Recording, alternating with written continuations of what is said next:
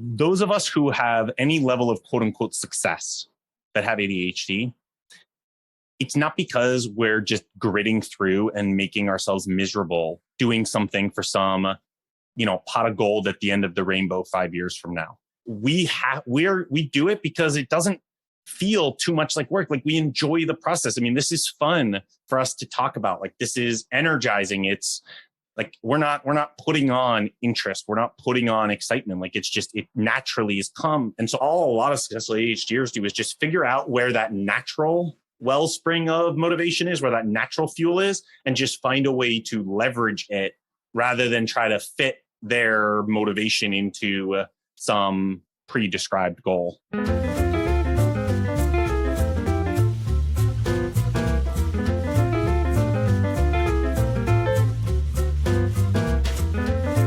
Hello, everybody, and welcome to Taking Control, the ADHD podcast on True Story FM. I'm Pete Wright, and look right over there. It's Nikki Kinzer. Hello, everyone. Hello, Pete Wright. Hi, Nikki. Can I just make one comment about your appearance today? Okay. I don't think you're sick anymore. I'm not.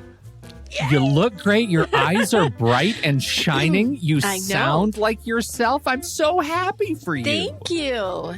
Yeah. Is your I family kicked COVID like to they're the curb. home? You did. You kicked it right to the curb. Everybody can be around you now? Yes. Oh, Yes. Delightful. Done. Delightful. Sickness is done. Welcome back to the land of the living. Thank you. So glad you're here. We have a great show today. Aron Croft is joining us. He is the brain behind hiddenadhd.com. And Aron's going to talk to us about so much. So much. What you don't know as you're listening to this is we've already had the conversation, so we know what Aron is going to talk to us about, and it's so much, y'all. So much. And it's Mostly, great. It's fabulous. And you have to stay to the end because there is so many different topics that we touch on, and all the way to the end. Yeah, all the way to the end. And it is really, we're talking about education and shame and the systems and coping mechanisms that we put into place to find our way towards success from high school to higher education to postgraduate education. He has done it all. And I think, I wanted to, he's done a lot of podcasts. And it was important to me that we lean in on some things that were important to me that I hadn't heard him talk about in other shows. And I think we did that. So if you live with inattentive in particular, this is going to be a great conversation for you. And I hope you see some of yourself in some of our conversation with Aron Croft. Before we dig in, head over to TakeControlADHD.com. You can get to know us a little bit better. You can listen to the show right there on the website or subscribe to the mailing list right there on the homepage. We will send you an email each time a new episode is released. You can connect with us on Twitter or Facebook at TakeControlADHD and maybe TikTok. Because Nikki's doing a whole thing now. She's got That the ADHD is so dance. not true. This is fake news. Then you belong on TikTok. No. I am I'm interrupting your thing, and it's all fake. Fake news broadcast.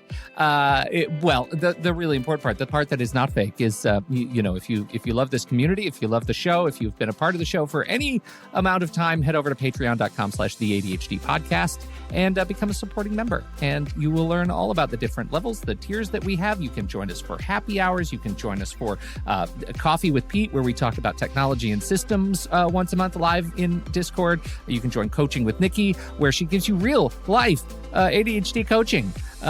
Once a month, you get a live Nikki, like a live Nikki coaching you, and not even a sick Nikki, a sickie. It all comes. Learn all about our tiers, and know that becoming a member supports this show. And what we do here and what we've been doing here for over a decade. We couldn't do it without you. So thank you, everybody, for being a patron, for supporting the show. And now head over to patreon.com/the ADHD podcast. That's what you should do. Pause the show, go over there right now, and then come back and we'll talk to Aron Croft.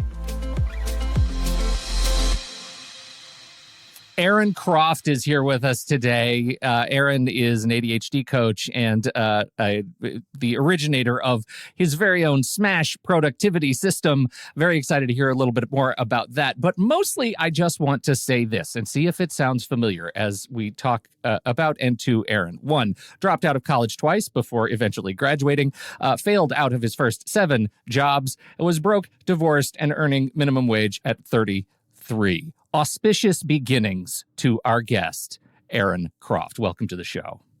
Wow. Thank you for that glowing introduction. It is. Right? I know.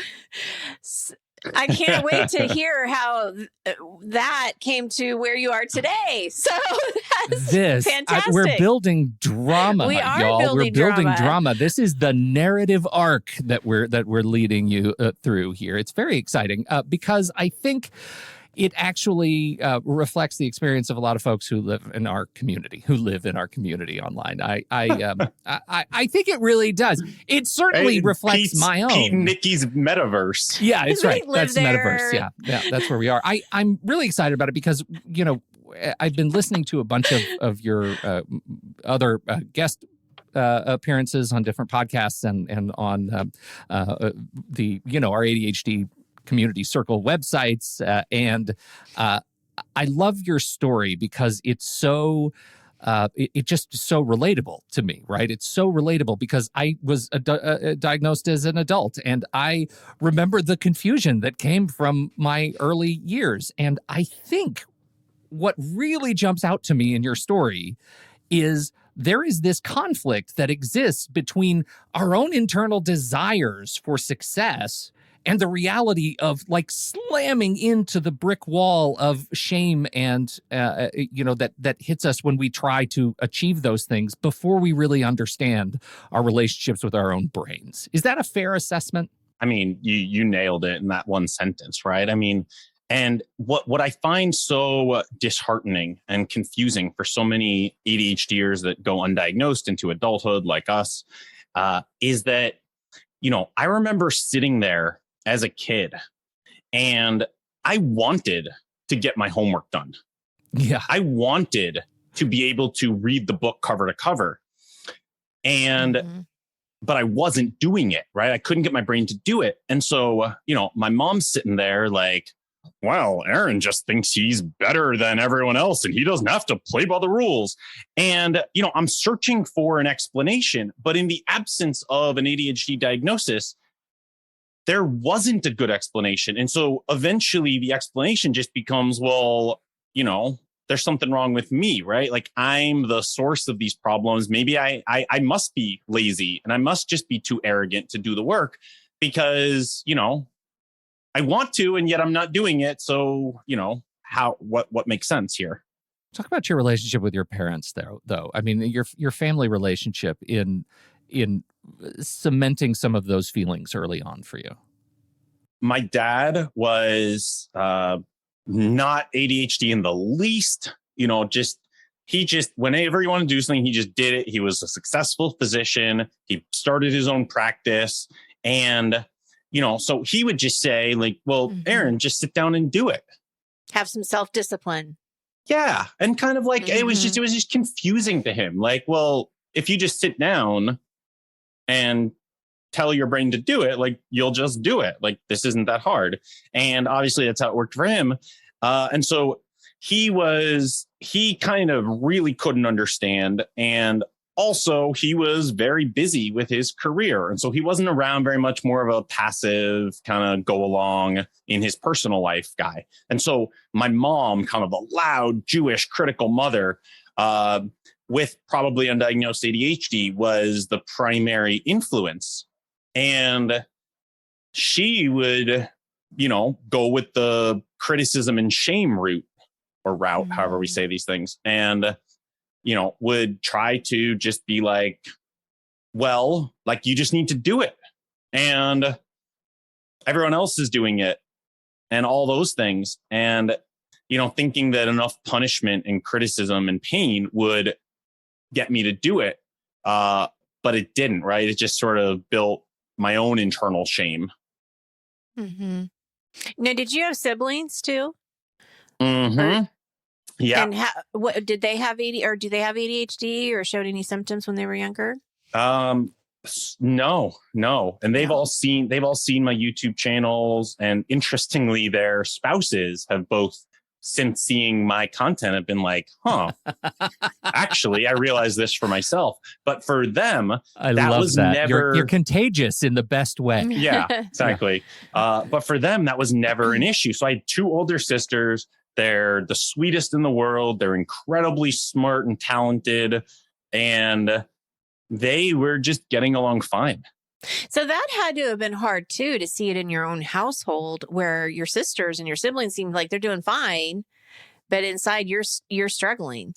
Well, you know what's interesting, Nikki, is that what I've noticed with myself and with a number of the inattentive ADHD clients that I've worked with is that there tends to be a slightly greater bend towards passivity and to more observation, kind of that quiet struggling and going along with things. And so if you're good at sort of observing, it can be a real big asset to have older siblings who are doing all the same classes you're going to take and who are achieving and succeeding with them. And so I got really good at just shutting my trap and hiding all of my struggles, and just knowing that between the help from my sisters, having gone through the courses, the help from my friends who were really smart, that I would be able to, combining sort of my own natural test taking skills, to pull off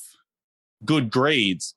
Yeah. Even though I had no system, no study skills, no ability to get myself to do the crap that I wanted to do and that was causing me so much problems. So it was actually a feature sort of to have that.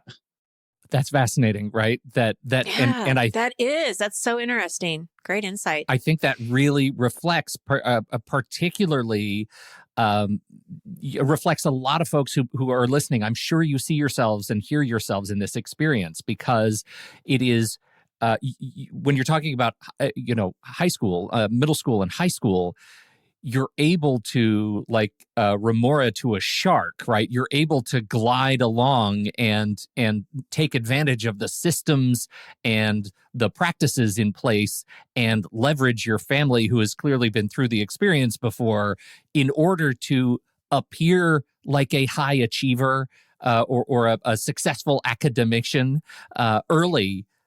But that's kind of a veil, right? What happens when you make that transition and you're faced with a higher education? Right, totally. And I think moving to college, university, a few things happened. So one is I didn't have the parents breathing down my back, right? So you lose that pressure. And so in the absence of that, I realized that I was just shit tired of doing all this. Like I was done playing the game. And, and then college is much less structured. And, I wasn't prepared for it. And I think Pete and Nikki, I want to share one thing, because this is other people might have experienced this, but a symptom or a sort of second degree symptom of inattentive ADHD or all ADHD is that there were things that I had to do to make my way through school that really impacted my self-worth. So let me give you an example. My notes were a complete mess of chicken scratch with major sections missing. And so I always needed to borrow someone's notes to study for tests. And so, as we all do, we're going to leverage whatever resources we have at our disposal. I was like, oh, I'm charming. I'll just go and, be a little bit fake and charming and get that really smart girl or smart guy to lend me their notes or to study with me. And I had to do that on assignments. I had to ask people like, oh, what are you writing in that essay about Macbeth? Because I couldn't figure it out. And people even sent me examples of things. And, and then I had this strategy where I would make friends with the teachers. This is so bad. I would like literally intentionally, this is like a salesperson or something. I would build a relationship with my teachers. And then I would ask really cleverly scripted questions that would give me information without incriminating the teacher. So things like, here was my favorite question. All right. So Ms. Teacher, I've been studying really hard for this history test and there's so much on it. There's all these dates and like when all the wars started and people were born and died. And then there's kind of all the people and the key events. Like, do you think I need to really focus on these dates? And they would be like, oh, I wouldn't worry too much about the exact numbers. And that would save me hours of studying time. And it would help me figure out that they're focused more on the high level themes and what happened. And I would literally like find out what's on the test in various ways by asking these sort of leading questions. But while it was effective, quote unquote, in the short term as an adaptation, it was eating away at my soul because I just felt like a slimy, manipulative person to find a way to survive these situations. And so that was sort of a hidden cost. What is so interesting, about that situation is, and this was before you were actually diagnosed with ADHD, right? So yeah, because I wasn't diagnosed till 34, right? Yeah. So when I part of the people that I work with are college students, and what you just described is exactly what I tell them to go do. Because but they also know they have ADHD, right? So it's an accommodation. So what I want them to do is, as part of your accommodations, you go talk to the professor and find out what's going to be on the exams, how you should study, what you've been studying, and get that information and let them know that exactly what you're saying. Like, you really are trying and you want to figure out how to make this work. And a perfect example is I have a person right now who is in a computer science class. And he's not a computer science person, right? And so the first 2 midterms he didn't do as well as he wanted to do. Now, I would say he passed. So I'd be like, hey, congratulations. You got a C. Like, at least you're not failing this class, right? But he wanted a better grade. But what his frustration was is that he studied so hard for these 2 midterms and he wasn't getting the results that he wanted. And so now for the final that's coming up in May, he's doing that. He's going in, he's talking to the professor. He's saying, this is how I studied before. This, I don't know what to do. I don't want to waste my time. How can you help me? So it's just a really interesting point to see the different feelings when you know you have ADHD and when you don't know you have ADHD, because you felt like you were doing something wrong, right? Or slimy, like you said. Yeah. And I think the point is valid, right? Which is that they were highly effective strategies, right? Yeah. So the strategies and the advice that you're giving these clients is phenomenal advice. And I think, as you said, the differential is if you know that it's because you have ADHD and maybe you're even open with some people about it and you kind of know your strengths and weaknesses, then it's one thing. If you're just if the only explanation that you have is that I'm lazy, think that the rules don't apply to me, and, have no discipline, then when you're using your charm or whatever adaptations you have to manipulate people to help you because you're too lazy to do it yourself, that's where it really starts to create this sort of, wear away at your personality and your soul. Yeah. Wow, how interesting. It is interesting. The whole sort of pivot between compensation and strategy, right? Like I'm compensating for something and I don't understand why my brain works this way, so I'm going to do whatever it takes. Feels like an act of desperation, even though knowing all the facts beforehand about your own brain, it becomes an actual strategy. Let's talk a little bit more about that. Like, what is it? What are the elements in that you found, and we can sort of stage this in the first time around, the second time around, even the third time around your undergrad, that caused the inattentive part of your brain to struggle? Maybe we should start with a conversation about your inattentive ADHD. So I'd say 4 things, and I've touched on 1 or 2 of them already, right? So the the disintegration of your old support structure and then the needing to establish a new one. I didn't have a good model for establishing a new one. Mine felt a little bit manipulative. And so, and I have some social anxiety and those sorts of things. And so that was a struggle for me. Two, the lack of structure, right? Just, it's much more up to your ability to manage your own time versus go to class from these hours, do your homework because it's due tomorrow. And also, there's just a lot less structure in the assignments. It's 3 assignments due in 2 months each versus a bunch of multiple choice tests at the end of each week. Sure. And then 3 is the ability without the oversight to do some things that F up your dopamine, right? So I was drinking a ton. Then I started smoking cigarettes. And then I started using pot and all these things to kind of try to cope with my uncomfortable emotions.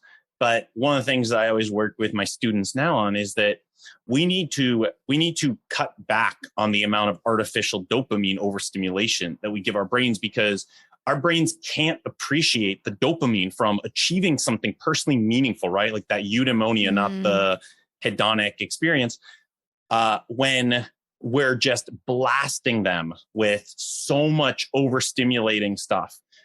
So I'd say that was number 3, and I can share number 4 if you want. Share number 4, and then we'll dig in. Okay. Number 4 was I didn't do what I was interested in. So I wanted to do psychology because that's what I've always been interested in. My mom, who, was a baby boomer and went to college in the 70s, said, in the 70s, psychology was just something that you did. It had no practical value in the world at the time, at least to her understanding. And you end up just blaming your parents for everything in your life. So it was a very Freudian based teaching. Right. So she's like, You're not going to Harvard and studying a useless degree that's just going to have you blame us for all the problems in your life. And so we need that interest-based desire. And without it, it was just like, cool. So you want me to work my butt off, manipulate my way into finding out what's on the test and getting other more disciplined students to help me so that I can get good grades, so that I can go and work an 80-hour-a-week job that I hate. I'm sorry. Count me out. Yeah, doesn't sound like a lot of fun. Well, and you bring up a really good point. This doesn't happen very often, but I do see it. I have seen it in my practice with college students where they are really torn between what mom and dad want and what they want. And so I just think it's really interesting that you bring that up. I've seen it where, well, they don't think this would be a good degree, and then going back to that conversation, but what is it that you really want to do? What do you want to study? Because we know with the ADHD brain, if they're not interested in it, they're not going to do it, or they're going to avoid it. And all those procrastination and all of those issues are going to come really hard. And then they're going to fail the class, and the parents are even more like, what happened? I mean, it's just a vicious cycle. So I agree with you 100%. You've got to find something you're interested in and that you're really passionate about. And it may not be college. It may be something else, and that's okay. Everybody has a different relationship with this experience, but I do have to ask, do you remember the day you received your diagnosis?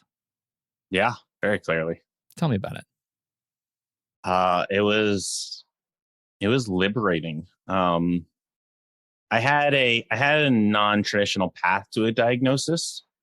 I had experienced ADHD meds shortly before I got diagnosed, and it was in some sense I realized that this was something that might be affecting me backwards, because the meds made such a difference that then I started researching ADHD. And I think that this is something that happens with a lot of us with inattentive ADHD. The popular conception around ADHD is, a Tigger, a 5-year-old boy bouncing off the walls, unruly.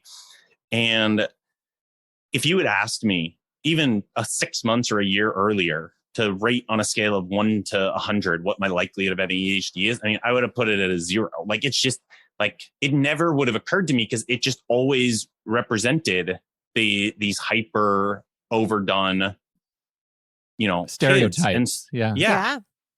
And so for me, I ended up when my job was on the line and this whole thing, I ended up borrowing some ADHD meds from a friend, which no one should do, but I was desperate. And it was literally just to get through a week of having to stay late at my job so I didn't get fired. And it literally, I took the meds, and this was the first time I wasn't even aware of ADHD meds. I didn't try them in college or anything. Like, this was the first time at like 34 years old. And like, I just fell and fell and fell down this rabbit hole. And I emerged in this parallel universe where I could direct my attention on command to something that wasn't amazingly interesting, but just because I had to work on it. It was mind blowing. It's pretty powerful. And so, so then I started researching ADHD, and then I went and had a psychiatrist appointment shortly thereafter. And the diagnosis, was, I'd say there were two main things. One was a sense of relief, right? There was suddenly a lot more of my background made sense, because I never fully jibed with the, I think I'm too good to do it, and I'm lazy, and all these things. Like, I wanted to do the work. I wanted to read the book. It would be a lot less stressful if I just read the thing and could do it. And so I finally had an answer that suddenly everything else made sense. And then secondly, I had this experience, this emotion that I hadn't felt in a while, and that many people might not be feeling at certain times. And that was hope. I was like, wow, I actually, if I can direct my attention at will, maybe, just maybe, I could start realizing some of the potential that deep down in my heart, in my soul, I know that I have, but I've been unable to tap it until now. It changed your life. It's interesting. It makes me think. I was joking with Melissa, Discord mom, in the chat room this morning about the stage of becoming aware of ADHD medication. And I love your story, because it reminds me, again, if I have any opportunity I have to bring up the South Park underpants gnomes, I'm going to do it, because these gnomes, they have this Aaron's business like, plan. I don't know what you're talking about, but go ahead with your story. It is. This is exactly why it's so important to me. Underpants gnomes are stealing all of the town's underpants, and they have this giant mine underground that's full of mountains of underpants. And they're asked at one point, what is your plan with these underpants? And they put up a chart, like a flow chart, and it says, number 1, collect underpants. Number 2, question mark. Number 3, profit. Now, I adore this story, especially because I think it actually tells a hidden story about ADHD, and specifically meds. My life is falling apart. I don't know how to do the things that other people know how to do. Step 2, I find this magical pill. Step 3, profit. Step 3 is unleashing the skills that I feel like I did know all along. Like, I knew how to direct my attention. I was gated from being able to do it before I had this tiny little accommodation in my brain. And that is a joyous reason to celebrate, because I think it really defines neurodiversity, right? It really defines the thing that is making this brain slightly different from that brain, and how slight that difference can unleash massive potential. Yeah, I mean, I agree. Your description kind of makes me feel like a little bit of a dweeb, because so I get these meds, right? And I'm like, whoa, I can focus on command. And so I was so impressed with myself for being able to not get fired from a job. My family, my mom literally, I mean, you should hear the excitement in her voice when I've passed like the 12-month mark at a job. Like, you'd think that I just like won the state championship or something. She's like, oh my goodness, I'm so proud of you. It's like, it's a big deal for her and me. So, meanwhile, I'm just like, wow, I'm not getting fired. I'm actually like getting my work done. And so I thought I was at the pinnacle of my potential. So I was just literally getting home from work every day and like smoking weed, eating candy, playing video games. And I did that for like well over a year. Okay. Mm-hmm. Well, I don't mean to imply that you were in any way a dweeb, but the weed and the candy and the video games might have played a part. Well, yeah. Right. In your ability to really make use of this newfound unlocking of your brain's potential. Well, and it's like, I mean, I think I just had no idea about my own potential. And so I just really thought that like holding down a job was like the pinnacle of right. Yeah. And I was so impressed with myself, and I was making money, and I could afford the weed and all this stuff, right? And like I could afford my own apartment, like wow. And because before that I was living with my aunt as a single divorcee. So and the funny part is, side note, that like it's hilarious in our culture that living with your aunt only sounds about 50% as bad as living with your mom as a man in his 30s, and yet it's like 99.9% the same exact thing, but I digress. Right. But yeah, I just thought that was the peak of my potential, and I was just so impressed. And then it kind of took over a year for me to be like, maybe I can do more than just hold down a job and get blasted every night. I want to lean in just a little bit on that, because there are two pieces that strike me. One is that, just unlocking your brain's potential with medication isn't the whole story, right? The rest of the story is something we've talked about many times on this show, which is the ADHD sort of chronological age is different. Like there's a time warp. We don't age like other, neurotypicals. And so it is possible that what I'm hearing of you, and I don't want to like inappropriately reflect on that, but there was a year of you growing up some more, even as a quote stereotype adult, that there was still room left to grow. Is that fair? That's a really great summation, Pete. Yeah, you're 100% right. It was my first time living on my own without someone else. Yeah.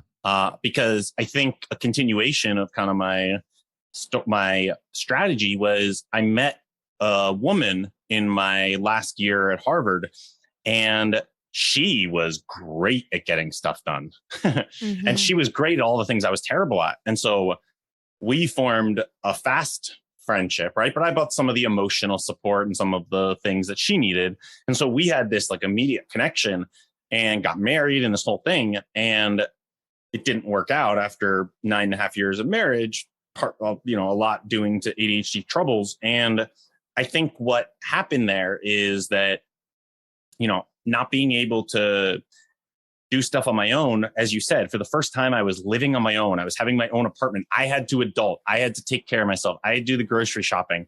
I had to decide what time to get up on the weekends. And I really did grow up, and it was a big deal. Mm-hmm. Yeah. And some of that might have been cultural. Some of that might have been just contextual for your thrust into a situation where you just, as you say, have to learn to adult. And some of it might have been your brain was still working on, catching up to the rest of your body and your context in the world. Like, who knows? But at some point you woke up. And this is why, as we're talking about education, I love it if you would reflect a little bit on the difference that you experienced in grad school. How do you sort of recontextualize education as now an adult with inattentive ADHD? Yeah. So there were three things. So firstly, I went back to grad school before I was diagnosed with ADHD and before I knew that. But three things were there that made it a difference. So one is I went for coaching psychology. So I went to what I was interested in.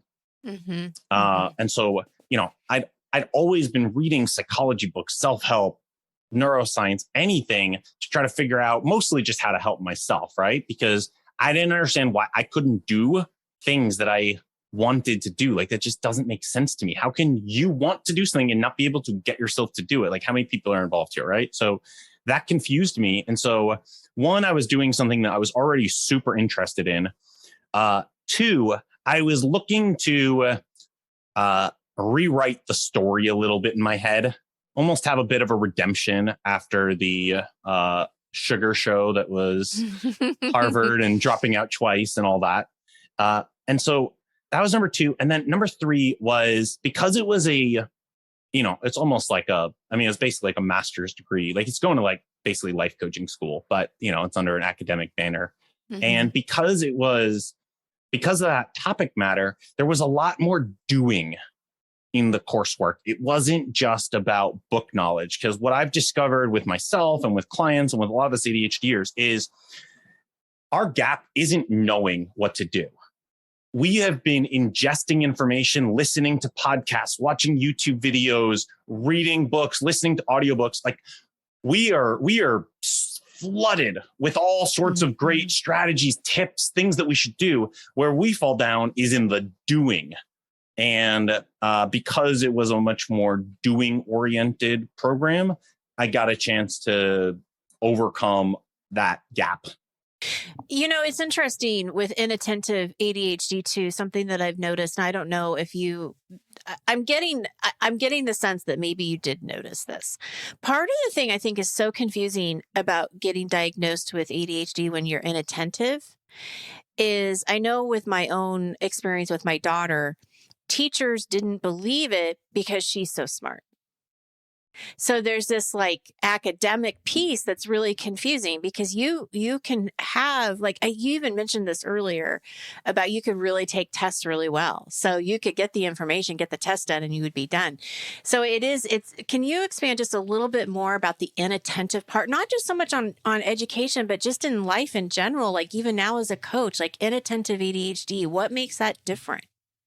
Yeah, it's a great question, Nikki, and I appreciate the opportunity. So firstly, to your first point around your daughter, I think that's actually one of the biggest hurdles to proper diagnosis today, that there was a time when they taught physicians and other mental health professionals that can diagnose that there needs to be a significant impairment in life, in the sense that if they've been able to pull off good grades, then they can't have ADHD. And I've seen that with a lot of people in my audience. They'll post that sort of thing, like, well, I went to get a diagnosis, but so-and-so said because I have a master's degree, I couldn't have ADHD. And oh my goodness. Yeah. And it's so troubling and so saddening. And so I definitely had that experience. I mean, the psychiatrist who diagnosed me was like, I'm sorry, how did you survive until 34 years old? Like, given all these things. And I just said, right? Adaptations, compensation, workarounds. You coped. I coped. And so that was one. But then in terms of the inattentive, so I think what's really interesting, and part of me kind of hopes that over time we'll move more towards a split model around ADHD, back to, before the DSM-3R and the DSM-4, when they lumped it all under ADHD. Because, if you imagine at the one end of the spectrum with the hyperactive impulsive, right? You got all this energy, you've got kind of this impulsiveness, possibly more of this extroversion, gregariousness, whatever it is, this energy. And so my clients that I've worked with that have hyperactive impulsive side, like, getting stuff done is not really a challenge for them. It's reining in their brain and, stopping just the cycling. But if they've got 10 things due on their to-do list, like, man, they can move through a lot of these things. And so what happens when we hear descriptions of ADHD in the media, or people that are focused on combined or just the hyperactive side, is that a lot of us inattentive can feel like, is that really me? Do I really have ADHD? Are they talking about me? And so one of the main differences that I've noticed is that for a lot of us inattentive type, or the combined that have the inattentive presentations, there is just, it's the ability to get stuff done, the ability to take an intention and follow through to the completion of it, right? And that is one of the absolute biggest things. While that certainly comes up with the other presentations, it's not nearly as pronounced. So how do you deal with that now? Because you have a coaching business. Yep. You have a YouTube channel. You're doing a lot of stuff in the ADHD community. How do you manage your inattentive ADHD yourself? This was really life-changing for me. So the short answer is that I made productivity on tough tasks a habit. And so let me expand on that a little bit. What holds all of our goals back is what I call tough tasks. Those are the tasks that we want to procrastinate on that are difficult for our brains. And when we don't differentiate tough tasks from the minutia, we then spend our energy pell-mell. And the email you need to follow up on, or this thing or that thing, that's not what's keeping you from getting promoted. That's not what's keeping you from starting a side hustle or growing your business. It's those tough tasks that people avoid that really stand in the way. And so one was I minimized my ask for myself to productivity for just 8% of my day. Because I am so stubborn and oppositional that I refuse to stick to any program that puts me in a box and asks me to be super disciplined all the time. So I said, okay, great. These tough tasks are kind of that 80-20. These are the ones that are really going to push the needle forward. And so I said, okay, I'm going to focus on those and I'm going to put all my energy and mind on that. Then I'm going to build a habit around it. And, that for me was life-changing. But what I've noticed is that the traditional productivity programs that are out there in the mass market aren't made for ADHDers. So I have started, tried, and dropped Stephen Covey's productivity time management system, David Allen's Getting Things Done, Brendan Burchard's, Tony Robbins, Cal Newport's and Time Boxing. And so it's just, we end up with these kind of productivity systems that don't work for us. And what I've started teaching people is that, we were taught this neurotypical productivity system, which I summarize with 3 slogans, right? Just do it. No pain, no gain. And it's not that hard. Yeah. Oh boy. And we've all heard those things, right? And the reality is that if you don't have ADHD, at some level, those kind of work. And you're like, okay, cool. I'm just going to just do it. Right. And you just get your stuff done. But obviously with ADHDers, that doesn't work. And so I've looked at sort of those 3 slogans and built a 3-step framework that kind of counteracts those for what tends to work with ADHD brains. Mm-hmm, mm-hmm. Are you gonna share the steps? Sure. Yeah. Happy to.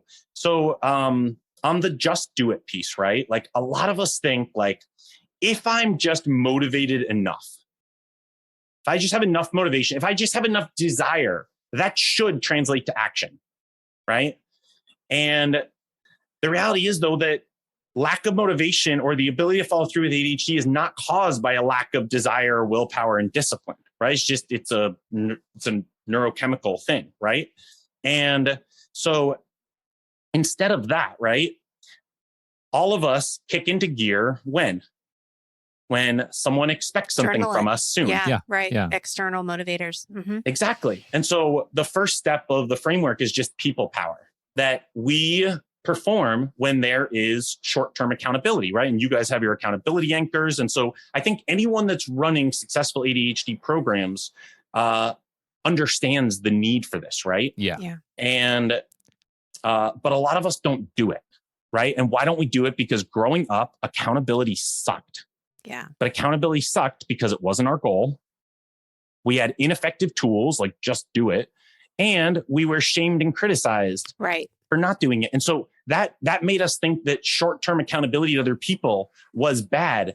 The accountability wasn't the problem. Those variables were. And as adults, we can flip those variables and really leverage the idea of motivating accountability. So the first step is just people power.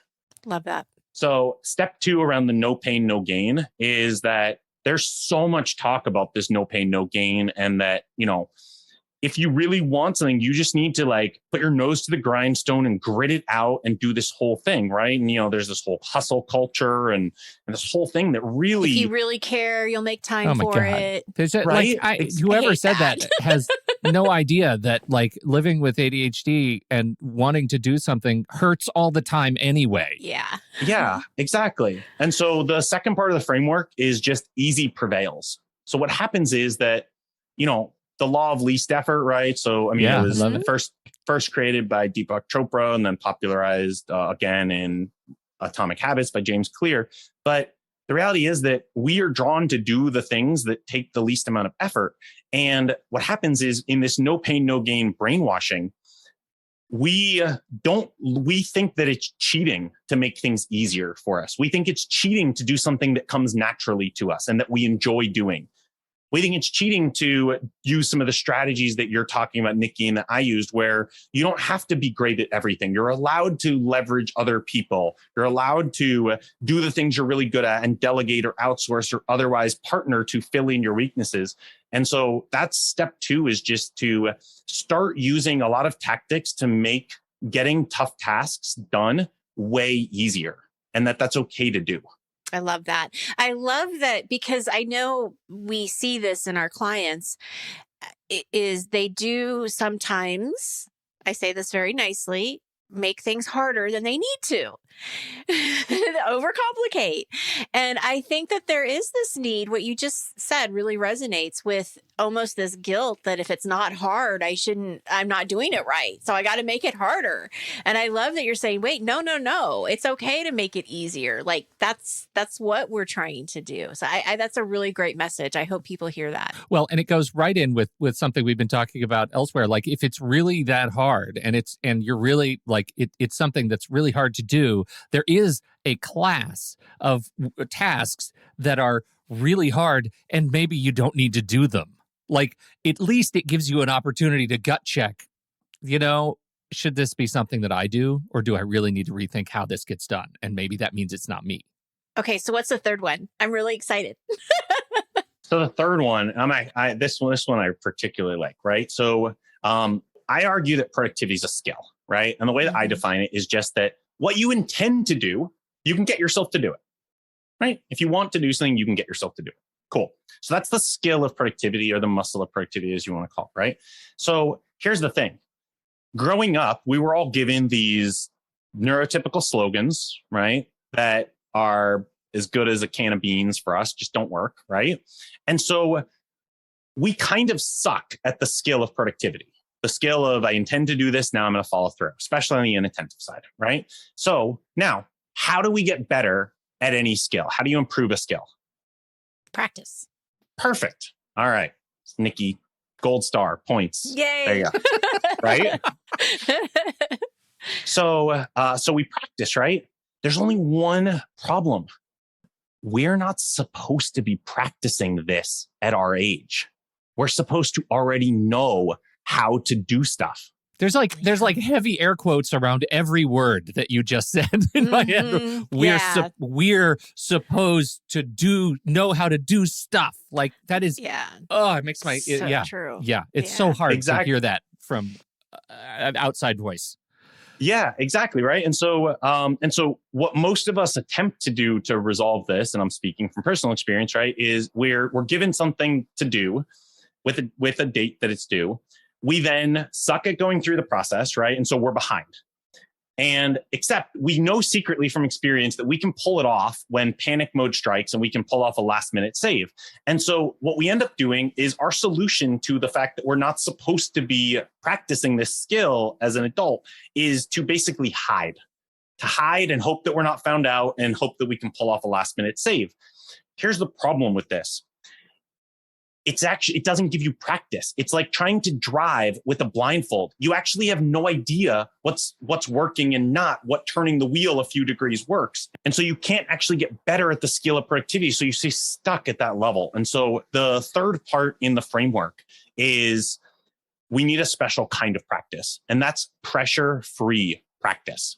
The reality is that it's a very pressureful skill to learn, right? If you're going to commit to do something publicly, like you tell your spouse or you tell your boss that you're going to do something and you don't follow through, there is a big reputational consequence. There's other consequences that can come along. And so it's not fair to ask somebody to get good at a skill by throwing them in to a live game, throwing them into the Super Bowl. And so we need to find an environment, right, like your accountability anchors, other environments where we can practice the skill of productivity in a pressure-free environment with other ADHDers who understand our challenges and who appreciate our wins, because that's the only way that you can learn. Back to the driving analogy, the driving blindfolded. Driving is a complex skill with a lot of pressure, right? If you do it wrong, you're going to get in an accident, you're going to die, whatever. And so there's a whole process to provide pressure-free practice, which is driving permits, supervised learning. Even those like funny triangles that go on the top of driving school cars. If you have that experience, you don't have to learn it on your own. You don't have to do it on your own. You have support. You have someone there that's guiding you. And in the absence of that, as my 15 years of trying and starting and failing every different productivity system that I could find showed me, it's really hard to do on our own without that pressure-free practice environment to hone our skill and our muscle. Wow, that's great. It is. I was reflecting on this not long ago. We were listening to a story of a fantastic pianist who's, concert level pianist. And, she was reflecting on her experience of the piano. And I share an experience because I play the piano too. And I had a very similar experience where, you get to this point in your practice where the demands of practice from parents, from piano teachers, from teachers at school, music teachers at school, the demands on the daily hours-long exercises, that pressure becomes so great that it becomes too easy to find the way out in my brain, right? It's way too easy to find the way out because it damages the thing that I'm practicing toward. It damages my desire for music. And then I was awash for many years and didn't practice and didn't play until some trigger, as our friend Dr. Dodge continues to remind us, there is a readiness for change. And that was, I do remember I love music. And then practice changes. Then practice becomes directed. Then practice becomes effortless, right? It becomes pressure-free because it's pulling me in a direction, not pushing me in a direction. Yeah, sorry, finish your thought. No, go ahead. No, I was just gonna say, I feel like I really want you to like break out a piano now and like. Right? I do too. Yeah. Like, I think the end of the show should be Pete practicing on the piano. Totally. And then we need to get a picture of Aron driving his car. Yeah, right. 100%. Exactly. That's Thank you so much for being here and sharing your story and sharing these great ideas too about how to think differently about productivity and talking about inattentive ADHD. I mean, we covered a lot. In this show, and we appreciate you being here so much. Thank you so much for taking the time to share you with our audience. We appreciate it. It's just a dream come true, and I'm so grateful and appreciate you and Pete and the whole team, right? And so the other thing too is like, can we just in the audience take a moment to acknowledge you guys have been running this podcast since 2010? Yeah, something right around there. Can we just all take a moment to appreciate how amazing that is? I mean, the stick-to-itiveness and the consistency and the commitment. I mean, that is hard for anyone's brains, let alone an ADHD brain. And I just want to acknowledge both of you and the team because that really is remarkable. Thank you. Thank you so much. Thank you very much. Very, very kind. That's really great. Really appreciate that. I'm so glad we had this conversation. I'm so glad that you agreed to join us. And I hope this is not the last time we talk. I'm sure we will be able to manufacture some other things to talk about on this show. Oh, yeah. Thank you, everyone, for downloading and listening to this show. We sure appreciate you and your time and your attention. I'm going to go ahead and put links to everything Aron does in the show notes. Make sure you check those out. But I will go ahead and pitch, if this is the right place, check me, Aron, hiddenadhd.com. Yeah, you can just search Hidden ADHD on Google and you can come up with our TikTok, which has over 100,000 people. And the whole point, it's hidden just because if you have inattentive, it goes under the radar. And you can check out our website. I've got a half-hour long masterclass where I kind of walk through that 3-step framework in more detail. So would welcome you to check it out. We love spreading the word of great communities that are beyond our own. Please check out Aron's communities, especially TikTok, because we don't truck there at all, really. So we're never going to be on TikTok. we're not TikTok community. So definitely check out Aron's TikTok. I can definitely see Nikki doing some dances. Oh gosh. So can I. I'm just saying it's out there. A pressure-free practice. Thank you for your time and attention, everybody. Practice on TikTok. Don't forget, if you have something to contribute to this conversation, we're heading over to the Show Talk channel on our Discord server. And you can join us right there by becoming a supporting member at the deluxe level. On behalf of Nikki Kinzer and Aron Croft, I'm Pete Wright, and we'll see you right back here next week on Taking Control, the ADHD podcast.